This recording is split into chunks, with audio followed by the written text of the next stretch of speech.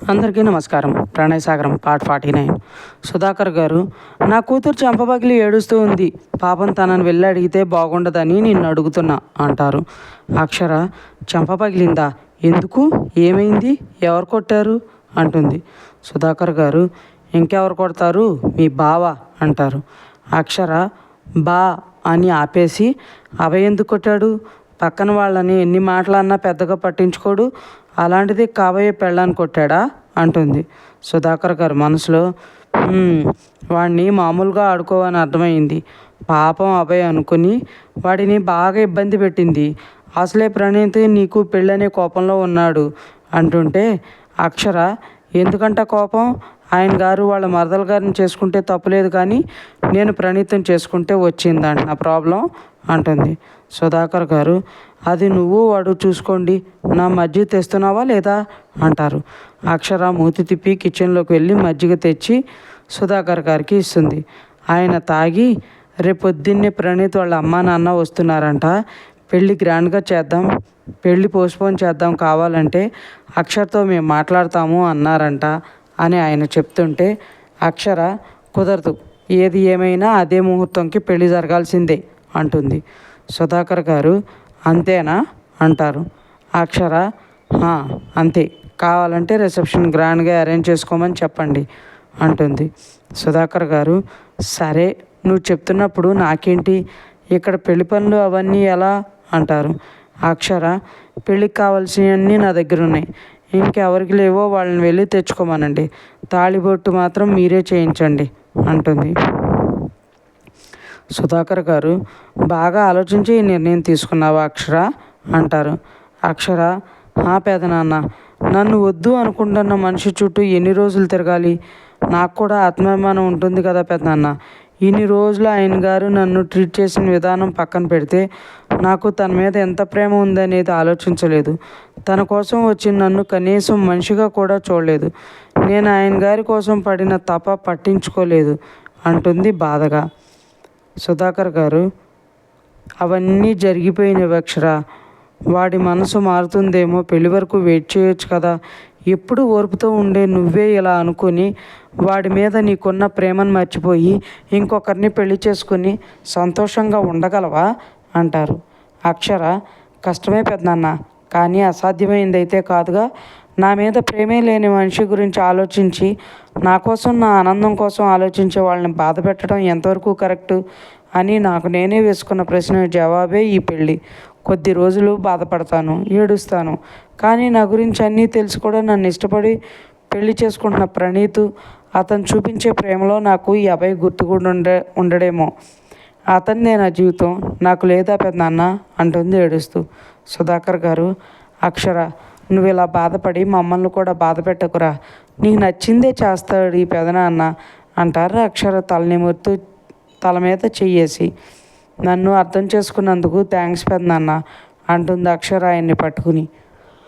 సుధాకర్ గారు, అక్షర తల నిమురుతూ, మీ ఇద్దరి మధ్య ఈ దూరాన్ని నేను చూడలేకపోతున్నా తల్లి, అలానే మీ బాధను కూడా. ఒకరి మీద ఒకరికి అంతులేని ప్రేమ ఉన్నా ఒకరి కోసం ఒకరు అనేలా ఉండే మీరు దూరం అవుతున్నారు. ఇంత చిన్న వయసులో ఇంత పెద్ద భారాన్ని మోస్తున్నారు అంటే చాలా బాధగా ఉంది.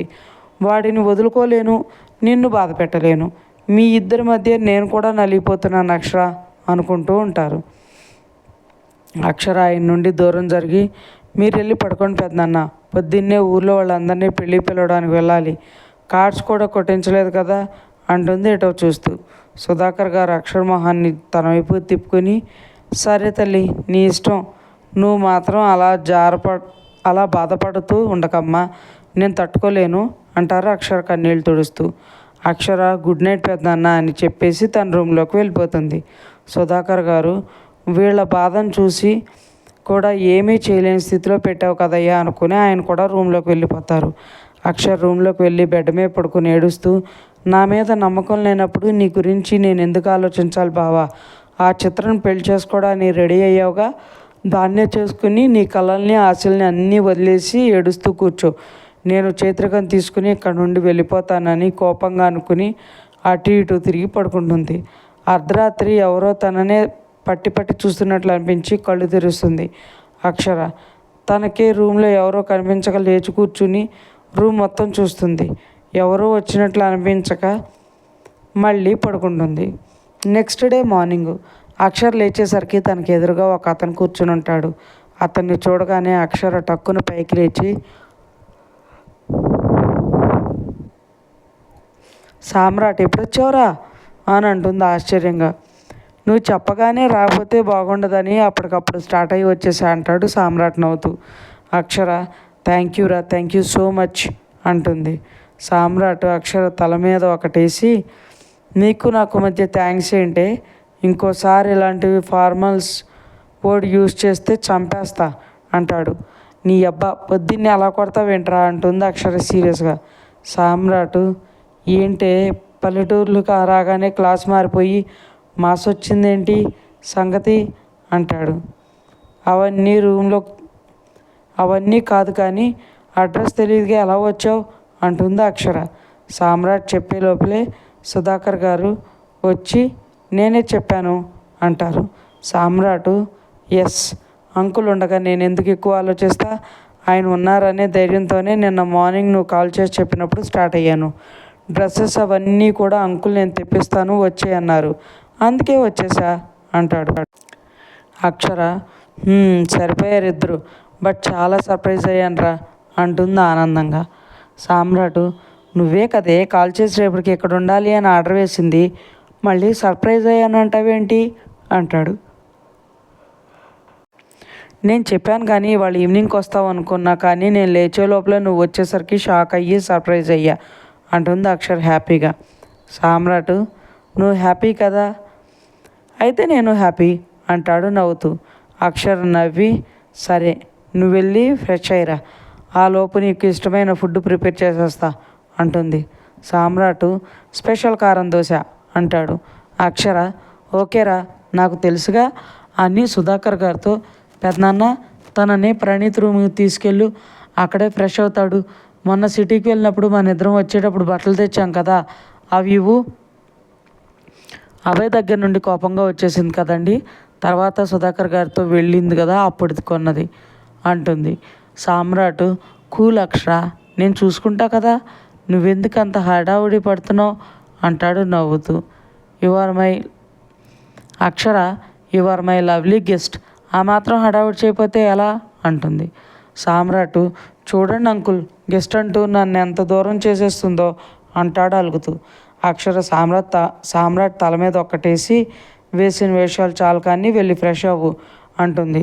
సుధాకర్ గారు వీళ్ళని చూసి నవ్వుతూ, మీకు గొడవ అయితే చెప్పండి తర్వాత వస్తా అంటూ వెళ్ళిపోబోతుంటే సామ్రాట్ అంకుల్ మీరుండండి నేను వస్తాను, ఇక్కడుంటే నన్ను కొట్టేస్తుంది అని భయపడినట్టు ఫేస్ పెట్టి అక్కడ నుండి బయటకు వెళ్తాడు. అక్షర నవ్వుకుని ఫ్రెష్ అవ్వడానికి వెళ్తుంది. సుధాకర్ గారు సామ్రాట్ ప్రణీత్ రూమ్ చూపించి ఇక్కడ ఫ్రెష్ అవుతావా అని అడుగుతారు. సామ్రాట్ నో ప్రాబ్లం అంకుల్, ఎక్కడైనా అడ్జస్ట్ అవ్వగలను అని చిన్న స్మైల్ ఇస్తాడు. సామ్రాట్ లోపలికి వెళ్ళేటప్పటికి ప్రణీత్ ఇంకా నిద్రపోతూనే ఉంటాడు. తన ల్యాప్టాప్ ఓపెన్లో ఉండడంతో అందులో ప్రణీత్ అక్షర కలిసి ఉన్న ఫోటో వాల్పేపర్లో ఉండటం చూసి తనకి కోపం వచ్చి వెళ్ళి దాన్ని గట్టిగా క్లోజ్ చేసేస్తాడు. ఆ సౌండ్కి మెలకు వచ్చిన ప్రణీత్ కళ్ళు తెరిచి ఎదురుగా సామ్రాట్ని చూసి షాక్ అవుతాడు. అభయ్ పొద్దున్నే లేచి అక్షర్తో మాట్లాడాలని రెడీ అవుతూ ఉంటాడు.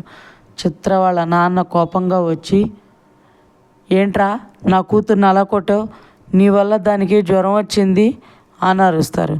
అభయ్ నీ కూతురు మర్యాదగా ఉండుంటే అలా అయ్యేది కాదు కదా, అయినా పెళ్ళి కాకముందే వెధవేషాలు చేస్తుంటే బుద్ధి చెప్పాల్సింది పోయి దాన్ని వెనకేసుకొచ్చి నాతో గొడవ పడాలనుకుంటున్నావా అంటాడు.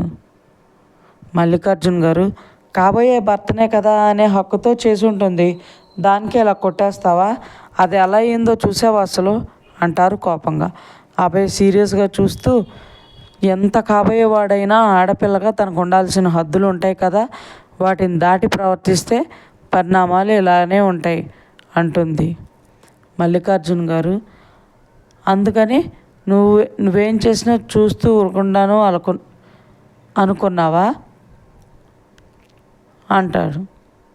అభయ్, చూడు మామ, నీకు ఆస్తి కావాలి, దానికోసం నీ కూతురికి నాతో పెళ్ళి కావాలి. పెళ్ళయిన తర్వాత అది నాతో ఉంటుందో ఎక్కడికైనా వెళ్ళిపోతుందో తెలీదు. నువ్వు నన్ను బతకనిస్తావో లేక చంపేస్తావో కూడా తెలీదు. మీ గురించి, మీరు చేసిన అప్పుల గురించి, మీరు ఆడుతున్న నాటకం గురించి అన్ని విషయాలు నాకు తెలిసినా మిమ్మల్ని ఒక్క మాట కూడా అనకుండా పెళ్లి చేసుకుంటున్నాను. అది మర్చిపోయి బిహేవ్ చేస్తే నేను మనిషిని కాదు అని మీకు రాత్రే అర్థమయ్యి ఉండాలి. కాదని మళ్ళీ వేషాలు వేస్తే ఈసారి పరిస్థితి వేరేలా ఉంటుంది అని వాళ్ళకు అర్థమయ్యేలా వార్నింగ్ ఇచ్చి బయటకు వెళ్ళిపోతాడు. ఇంకా ఉంది ఫ్రెండ్స్. మీకు ఈ స్టోరీ నచ్చినట్లయితే లైక్ చేయండి, సబ్స్క్రైబ్ చేయండి. ఇంతలా ఆదరిస్తున్నందుకు థ్యాంక్ యూ సో మచ్.